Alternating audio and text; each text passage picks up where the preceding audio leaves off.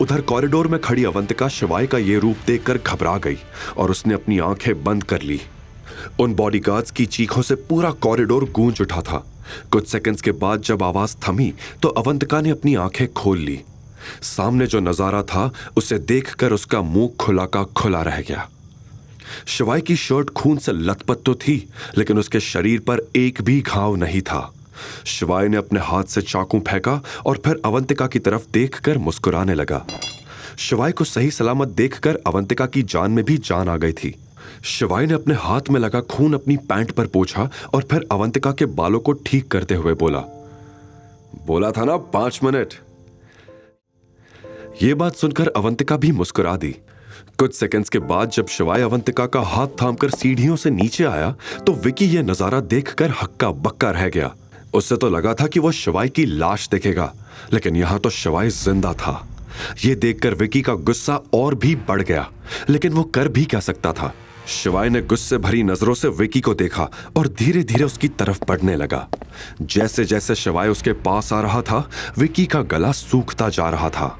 शिवाय विकी के काफी करीब पहुंच चुका था, लेकिन इससे पहले कि वो विकी से कुछ कहता, उसे पीछे से गोली चलने की आवाज आई। शिवाय ने भी पीछे मुड़कर देखा तो उसकी आंख फटी की फटी रह गई। किसी ने अवंतिका के सर पर गन लगा रखी थी। ये और कोई नहीं बल्कि हेडशॉट था। फिर हेडशॉट शिवाय के ऊपर हंसने लगा।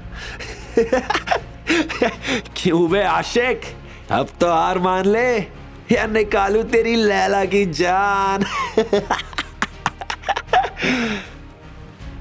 शिवाय खुद अवंतिका को गन पॉइंट पर देखकर घबरा गया था। इस सिचुएशन से निपटने के लिए उसका शांत रहना जरूरी था। ऐसे में उसने हेडशॉट से कहा, देखो तुम्हें जो भी बात करनी है मुझसे करो। बात किससे करनी है? मैं तो यहाँ काम निपटाने आया हूँ। वैसे तो सुपारी तेरे नाम की मिली थी, लेकिन तू हाथ नहीं आ रहा था तो दीदी को धरना पड़ा। शिवाय को समझ नहीं आ रहा था कि उसे मारने की सुपारी कौन दे सकता है। इससे पहले कि शिवाय कुछ कहता, विकी उछलते हुए बोला, अब क्या हुआ? निकल गया सारा दम। उधर हेडशॉट भी बंदूक लोड करते हुए बोला, बेटा तुझे सच बता रहा हूं, अगर हमारे मेजर नहीं आ रहे होते ना तो मां कसम यहीं पर गाड़ देता तुझे।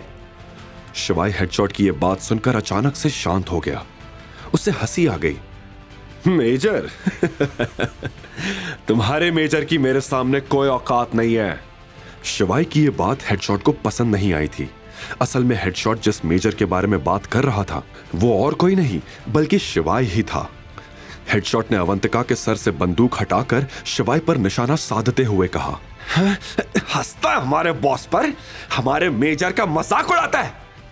हेडशॉट का गुस्सा देखकर तुरंत विकी उसके पास आया और बोला, इसे अभी मत मारना, मैं चाहता हूं कि ये मेरे पैरों में गिरकर माफी मांगे।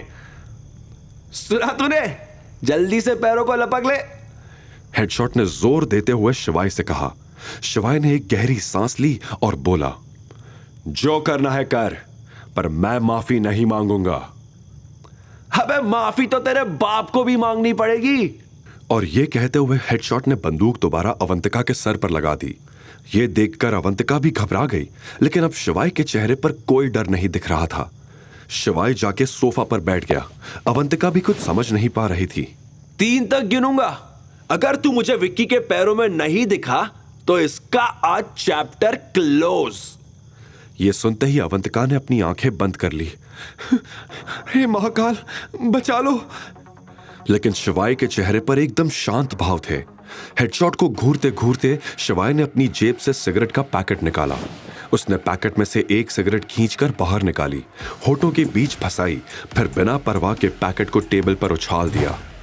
फिर उसने अपनी जेब में हाथ डाला और धीरे से एक लाइटर निकाला।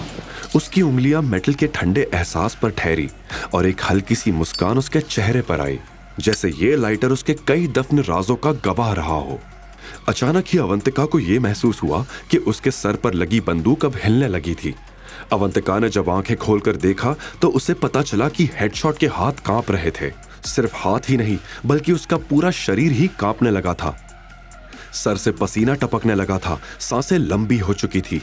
अवंतिका ये देखकर कंफ्यूज्ड हो गई थी कि जो इंसान अभी तक उसे मारने के लिए तैनात था वो एकदम से भीगी बिल्ली क्यों बन गया था। जैसे ही हेडशॉट के हाथ से बंदूक नीचे गिरी, विकी की नजर हेडशॉट पे गई। विकी ये समझ नहीं पा रहा था कि हेडशॉट को आखिर हुआ क्या था। देखते ही देखते हेडशॉट घुटनों के बल जमीन पे गिर चुका था। उसकी हालत अधमरे इंसान की तरह लगने लगी थी। अब देखते ही देखते खेल की बाजी बदल चुकी थी। क्या शिवाय की असलियत सबके सामने आ जाएगी? क्या अवंतिका को पता चलेगा कि शिवाय ही उसका 12 साल पुराना प्यार था? आगे की कहानी जानने के लिए देखिए अगला एपिसोड सिर्फ पॉकेट एफएम के यूट्यूब चैनल पर। और शिवाय एक विनाशक के सारे एपिसोड्स को सुनने के लिए डिस्क्रिप्शन में दी लिंक से डाउनलोड करें पॉकेट एफएम ऐप।